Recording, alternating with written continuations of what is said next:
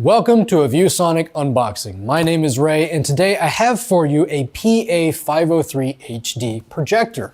This is an entry-level projector for us. Our PA series is sort of our basic projectors. They go oftentimes into the education environment, the business environment, where needs are less, but they may still want something like high performance, high brightness, and this projector is actually pretty good for that. This is a 4,000 lumens projector with a full 1080p resolution. So let's get it open and see what you get inside the box.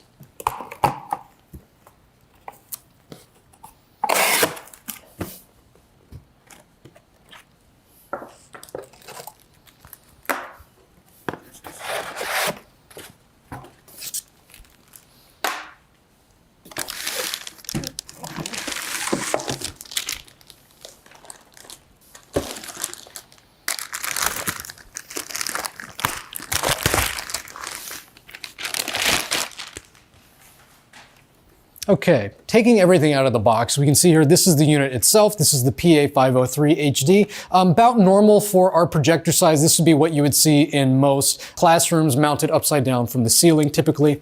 This is a lamp-based projector, which allows for the high brightness at low cost of this particular unit.